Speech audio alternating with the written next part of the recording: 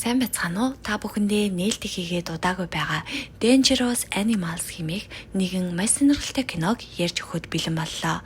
За тэгээд үзэхээс өмнө сувгтаа лайк болон subscribe дарж нэмчихээ бидгийн мартаарай. Ингээд кинонд орцгоё.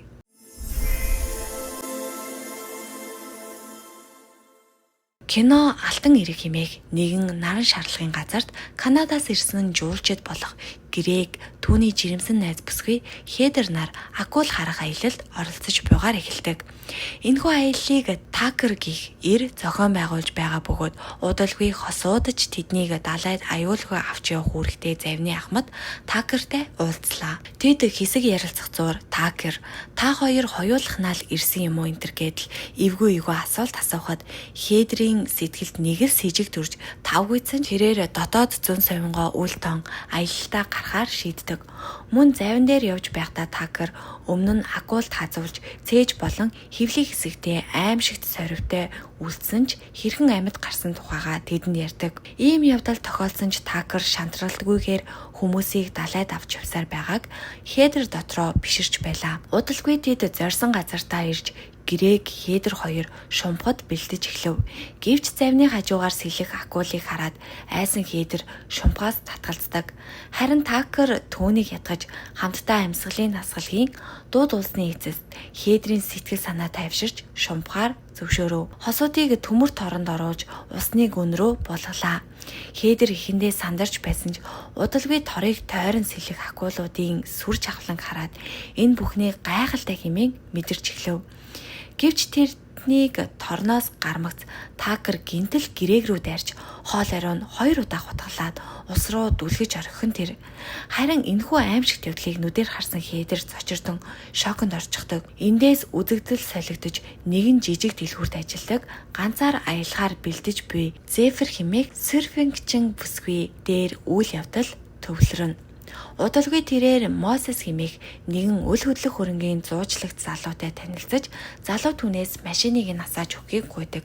Зефирч эхэндээ татгалзсан боловч Мосес түүнийг дэлгүүрийн хогийн саванд хувийн хогоо хайсныг чинь эзэнт чинь хэлэн шүү хэмээн сүрдүүлснээр арга буюу зөвшөөрхөн тэр. Машиныг нь асааж өгсөний дараа тэд серфингийн тухай болон амьдралынхаа талаар ярилцаж дотносож эхлэв. Удалгүй тэдний харилцаа дараагийн шатанд шилжиж шөнийг хамтдаа өнгөрүүлэхээр болдог боловч оройн нь Мосес түүнд эдийнхэн бэлтгэхээр явсан хойгоор Зефир орс руугүй алга болсон байлаа. Зефир машина далайн эрэг дээр зогсоогоод серфингийн самбраа гаргах үедээ сэлүүрийнхээ түлхүүрийг Мосесийн гэрт орхисноо сандаг. Ингээд тэрээр ойролцоох хачааны машины эзнээс илүү түлхүүр хайж байтал гай газар дороос гिचээр уг машин нь өнөөх Такерийг болж таархан тэр. Гинтэл Такер бүсгүйн яг ард нь гарч ирэн түүнд туслаж буй мэт дүр эсгэж илүү түлхүүрээ өгөв. Гэвч Зефирийн Мосестэй эрэг дээр уулзах хэмээн утсаар ярьчаад эргэж харах агшинд нь Такер дахин гарч ирж Зефирийн толгой руу уут углан ухаан алдуулан хулгайлцдаг. Мөн тэрээр бүсгүйг хинч олохгүй өөрийн завин дээрх нууц өрөөндөө хорлоо. Маргааш нь Мосес тохиролцсон ёсороо Зефиртэй уулзгаар ирсэн ч түүнийг огт олсонгүй. Утас руу залгахад ойрхон дуурхагийг сонсоод ямар нэгэн муу зүйл босныг гадарлаж эхлэв. Нөгөө талд Зефир ухаан ортол Хедрийн хамт нэгэн өрөөнд гинжлэгдсэн байлаа. Зефирч айсандаа хашгирч дусламж гуйхад Хедер тэднийг далайн донд байгаа тул хинч сонсохгүй хэмээн хэлв. Харин энэ бүхнийг Такер хяналтын камераар ажигласан сууж байдаг. Мосес Зефирийн машиныг ажиж явахыг хараад шууд цагдаа дээр очиж бүсгүйг хулгайлагдсан байж болзошгүйг мэдэгдэв. Гэвч овог нэрийг нь мэдэхгүй байсан тул цагдаа нар түүнд дөрвтэй тусалж чадсангүй. Завин дээр Зефир гинжээ салахыг оролдож байгаад Хедрийн хөхний даруулганд төмөр утас байгааг анзаархад Хедерч тэр даруй төмөр утсаа түүнд өгч хоёул гинжийг мултлах гэж оролдож байтал Такер орж ирэн тэдний төлхөөг таслан зогсов. Тэр шөнөдөө Такер тэднийг мансууруулсныхаа дараа сэрэх ба Зефирийг сандал дээр харин Хедрийг тусгай бэхэлгээнд ууж усан дээр дүүжилжээ. Такер камера гарган бичлэг хийж Хедрийг аажмаар ус руу болгов. Харин Зефир аймгуун хашгирсаар байтал доор нь цугларсан аимшигт акулууд Хедрийг зэрлэгээр тастан идэж орхив. Үүний дараа Такер Хедрийн үснээс хэсгийг авч өмнөх хохирогчдын бичлэг болон дурсгалын зүйлсийнхээ цуглуулгандаа нэмдэг. Харин Зефир хогийн савны бариулыг хухалж зэвсэг болгон нуучдаг ба Такерыг түүнд тариа хийхээр ирэхэд нь хүзүүрэн сүлбэж дүлхүүрийг нь авч гинжээ тайлаа цугтдаг.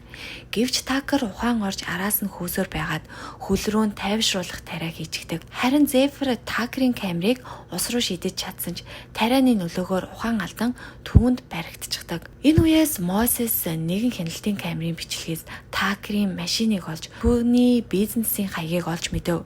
Тэгээд Такерыг шинэ камер авахар дэлгүүр рүү явсан хойгоор Мосес завин дээр ирж Зефирийг аврахыг оролцсон ч Такер эргэн ирж түүнийг ч мөн бариад авчихдаг. Ингээд тэдний хооронд ширүүн тэмцэл өрнөж байтал Такерийн найз Дэв ирж Мосесийг цохоод унагчдаг.